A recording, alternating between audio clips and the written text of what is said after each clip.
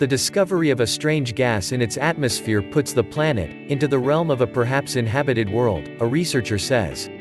After the Moon, Venus is the brightest object in the night sky, gleaming like a tiny diamond in the darkness. The planet is so radiant because of its proximity to Earth, but also because it reflects most of the light that falls across its atmosphere, more than any other world in the solar system. Something really weird is happening in those clouds. Scientists revealed today that they have detected traces of a gas in the Venusian atmosphere that, according to everything they understand about Venus, shouldn't be there. They considered many explanations for what could be producing the gas, known as phosphine, and settled on an explanation guided by what they know about our own planet. On Earth, phosphine, a toxic gas, is produced by microorganisms. As crazy as it might sound, our most plausible explanation is life. Clara Souza Silva, a molecular astrophysicist at MIT and one of the authors of the new study, told me. Before everyone starts screaming, I need to emphasize that the discovery of phosphine molecules in Venus's atmosphere does not mean that scientists have found proof of alien life. The detection is simply evidence of a phenomenon scientists can't yet explain. The phosphine could be created by some form of life, or it could be forged by a chemical process that scientists just haven't seen before.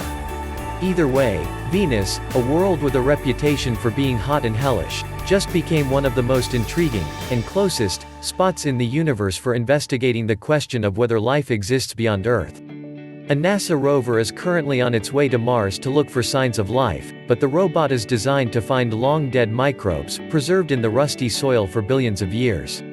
The phosphine discovery presents the tantalizing possibility that life might be on Venus right now. If this discovery is confirmed, which will likely require sending a spacecraft, we would know for the first time in human history that the solar system has two planets where life exists.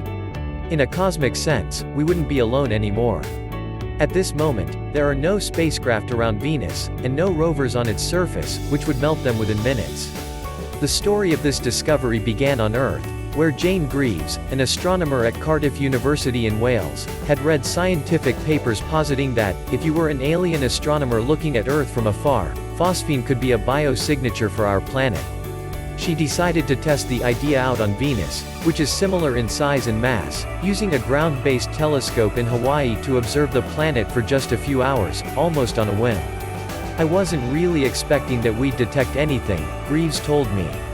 She found the signature of phosphine, a distinct pattern of light the gas emits from within the planet's clouds. Observations from another telescope, in Chile, captured the same mark. Soon, Greaves was in touch with Souza Silva at MIT, who has spent her career studying phosphine. Venus is a notoriously inhospitable planet, where surface temperatures hover around 860 degrees Fahrenheit, 460 Celsius. Travel high into the atmosphere, where it's cooler, and you'll find more bearable, even comfortable, temperatures, closer to what we experience on Earth.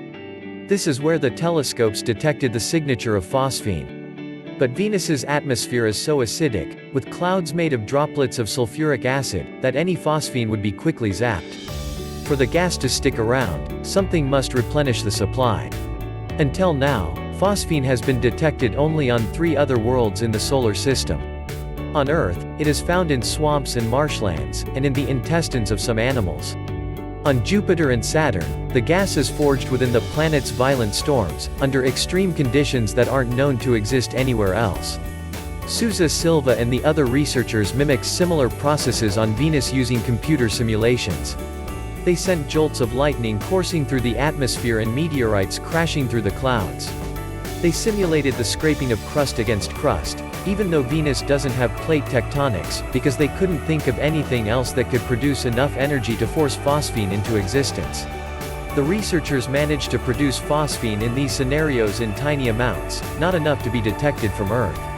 Which is how Souza Silva and the team found themselves seriously considering the explanation that scientists keep at the very bottom of the list because it's usually the least likely.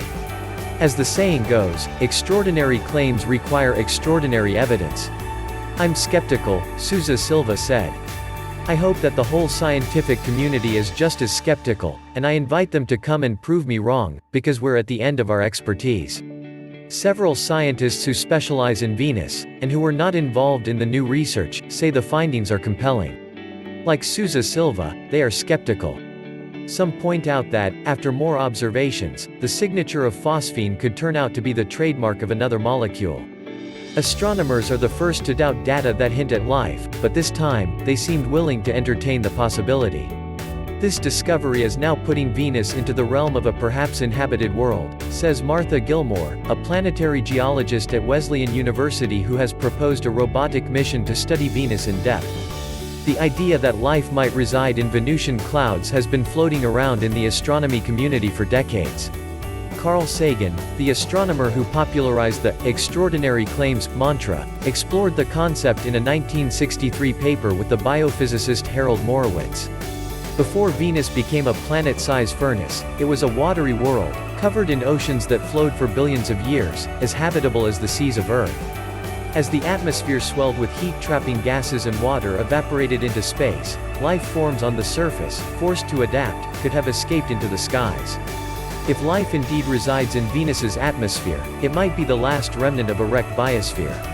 Sousa Silva daydreams often about what such aerial life forms might be like. It's fascinating to imagine what kind of complexity could arise if you're not scared of sulfuric acid, she said. Venusian life forms would have a more difficult existence if they resembled earthly microorganisms, Sousa Silva says, because they would have to work hard to extract the very little water vapor in the atmosphere to survive. Recognizable or not, any Venusian life would probably smell bad. Phosphine is so toxic that it has been used as a chemical agent in warfare and by terrorist groups. We've evolved to think that toxic things smell bad, Sousa Silva said, adding that any Venusian beings might be hardwired to feel the same way. Venusian life would smell disgusting to us, but we would be repulsive to them, she said. The presence of phosphine on Venus and its mystery origins means scientists around the world must re-examine what they think they know about the second planet from the Sun. The discovery also bolsters the argument for sending new missions to Venus, such as orbiters to map the cloud tops and balloon probes to fall through the atmosphere. No space agency has visited Venus since 1985, when the Soviet Union deployed the last probes of a two-decade effort to study the planet. We have to go back to that atmosphere and figure out, what could this mean? Jim Garvin, the chief scientist at NASA's Goddard Space Flight Center, who leads a proposed mission to Venus, told me.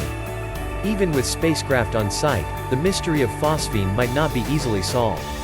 Consider methane, another gas produced by tiny microbes on Earth. Over the years, rovers and other spacecraft on Mars have detected methane in the atmosphere. Methane molecules don't survive long in Martian skies, thanks to the sun's radiation and interaction with other gases. This has led some scientists to suggest the presence of methane-producing life forms.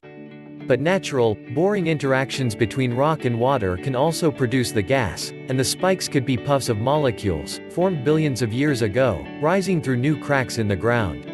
Today, the methane on Mars remains a mystery. If scientists ever find life on Venus, that discovery will ground our ideas about extraterrestrial beings in new reality. For so long, the leading candidates have been mysterious beings hidden in the soil on Mars or tiny creatures swimming in subsurface oceans on icy moons such as Europa and Enceladus. Perhaps it's time to imagine life suspended in the skies of a nearby world. What if, after years of space exploration, scientists find life on Venus instead of Mars? The Mars people will be so mad, Gilmore told me, laughing. I don't care where we find it. If we find it next door, even better.